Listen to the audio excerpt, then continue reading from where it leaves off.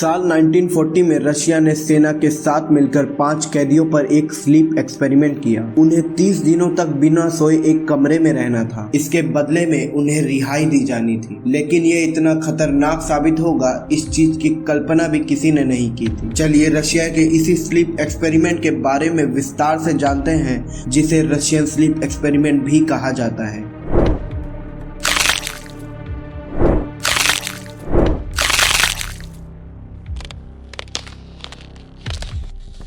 बात है साल 1940 की, जिस समय दुनिया में सेकेंड वर्ल्ड वॉर चल रहा था। कई देश अपने दुश्मन देश से लड़ाई के लिए जंग के मैदान में उतरे हुए थे। ऐसे ही एक देश रशिया भी था। उसने भी कई दुश्मन देशों के सैनिकों को लड़ाई में हराकर बंधक बना के रखा था। उसी दौरान सेना के साथ मिलकर रशियन साइंटिस्ट एक खास चीज पर रिसर्च कर रहे थे। वो जानना चाहते थे कि एक इंसान बिना सोए कितने दिनों तक हेल्दी रह सकता है। उन्होंने एक्सपेरिमेंट के पीछे एक वजह भी दी थी कि विश्व युद्ध जारी है और हमारे सैनिक भी इसमें लड़ रहे हैं, लेकिन क्या वो बिना सोए जंग लड़ सकते हैं? इसी को लेकर रशियन साइंटिस्ट ने ये रिसर्च शुरू की थी। अब समय आया एक्सपेरिमेंट करने का, तो साइंटिस्टों ने सोचा कि क्यों ना ये एक्सपेरिमेंट कैदियों पर किया जाए। 5 कैदियों को इसके लिए चुना गया और उन्हें समझाया गया कि अगर वो 30 दिनों तक बिना सोए रह लेते हैं तो उन्हें आजाद कर दिया जाएगा। अब शुरू होता है मौत का ऐसा खौफनाक खेल जिसे इतिहास में रशियन स्लीप एक्सपेरिमेंट कहा गया। इस एक्सपेरिमेंट के लिए एक चेंबर तैयार किया गया था जिसमें इन कैदियों को रखा जाना था। चेंबर में जरूरत की सारी चीजें थी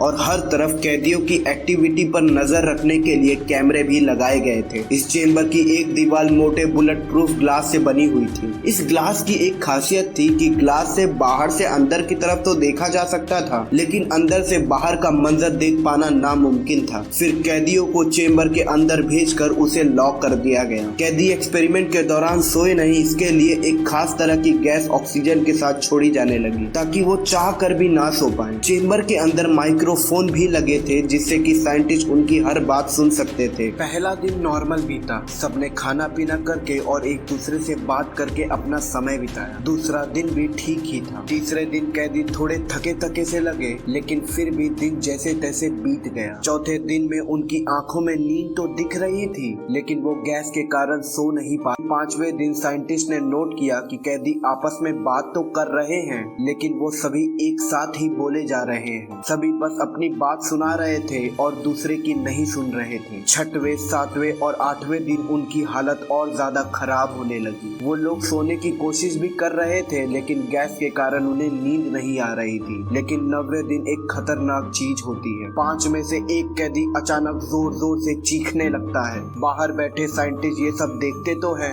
लेकिन कुछ करते नहीं। हालांकि उसकी चीख से उन्हें ये एहसास होता है कि वो इतना तेज से चीख रहा है कि जिसे सुनकर किसी के भी कान के पर्दे फट जाएं। लेकिन हैरानी की बात ये थी कि उसकी इस चीख का दूसरे कैदियों पर जरा भी फर्क नहीं पड़ रहा था। वो खामोश बैठे थे। 3 घंटे तक लगातार चीखने की वजह से उस कैदी का वोकल कॉर्ड फट गया और उसकी आवाज आनी बंद हो गई। फिर भी वो चीखने की कोशिश तो कर रहा था, लेकिन वोकल कॉर्ड फटने की वजह से उसकी आवाज नहीं निकल रही थी। फिर 10वें दिन के बाद से चीजें बदलनी शुरू हुई। फिर भी दिन जैसे तैसे बीते और वे दिन साइंटिस्ट को लगने लगा कि जैसे कैदी मर गए हो, क्योंकि वो कुछ हलचल नहीं कर रहे थे। ऑक्सीजन लेवल चेक किया गया तो वो ठीक था और सभी की सांसें भी चल रही थी। फिर भी साइंटिस्ट को हुआ और उन्होंने सोचा कि इस एक्सपेरिमेंट को यहीं रोक देना चाहिए। लेकिन जिस कमांडर की निगरानी में ये एक्सपेरिमेंट चल रहा था, उसने एक्सपेरिमेंट रोकने से इनकार कर दिया। 2 दिन और जैसे तैसे बीत गए। फिर 15वें दिन साइंटिस्ट ने डिसाइड किया कि वो अंदर जाकर एक बार चेक करेंगे। उन्होंने कैदियों को निर्देश दिया कि जब हम अंदर आएंगे तो आप सभी दरवाजे से दूर रहें। अगर ऐसा नहीं किया तो आपको गोली मार दी जाएगी। अगर आप दूर रहे तो आपको आजाद कर दिया जाएगा। फिर जैसे ही दरवाजा खुलता है और उन्हें कहा जाता है कि अब उन्हें आजाद किया जाता है, तो 5 का जवाब सुनकर साइंटिस्ट हैरान रह जाते हैं, क्योंकि कैदियों ने बाहर आने से साफ इनकार कर दिया था। उन्हें देखकर ऐसा लग रहा था कि जैसे कैदियों को वहां मजा आने लगा हो। लेकिन कमांडर ने एक बार फिर एक्सपेरिमेंट रोकने से इनकार कर दिया था। उसने तो ये तक कह डाला कि एक साइंटिस्ट को भी उन कैदियों के साथ जाकर रहना चाहिए ताकि एक्सपेरिमेंट और बेहतर हो सके। ये सुनकर साइंटिस्ट घबरा जाते हैं और उन्हीं में से एक साइंटिस्ट कमांडर को ही गोली मार देता है। फिर साइंटिस्ट दोबारा कमरे के अंदर जाते हैं। वहाँ का मंजर देखकर वो लोग काफी डर जाते हैं क्योंकि कमरे में चारों ओर खून ही खून था। कैदी अपना ही मांस खा रहे थे और जिस कैदी का वोकल कॉर्ड फटा था वो अभी तक चीखने की तैसे तैसे चारों कैदियों को चेंबर से बाहर निकालकर इलाज के लिए ले गए। इलाज के दौरान 3 कैदियों की भी मौत हो गई। अब सिर्फ एक कैदी बचा था। उसका इलाज करवाकर 16वें दिन वापस उसे चेंबर में डाल दिया गया क्योंकि साइंटिस्ट को लगा कि वो बिना उस गैस के जी नहीं पाएगा। एक साइंटिस्ट दोबारा चेंबर में जाता है और कैदी से पूछता है कि तुम्हें कैसा लग रहा है, तो वो बहुत अजीबोगरीब बातें करने लगता है। उसे देखकर ऐसा लग रहा था कि जैसे वो इंसान ही नहीं है। साइंटिस्ट उसकी बातें सुनकर घबरा जाता है। उसे लगा कि इसे यहीं मार डालना ही बेहतर होगा। फिर साइंटिस्ट ने उसे भी गोली मार दी। इसी तरह इस खौफनाक एक्सपेरिमेंट का अंत हुआ। इस एक्सपेरिमेंट के 69 साल तक इस एक्सपेरिमेंट के बारे में किसी को भनक तक नहीं लगी।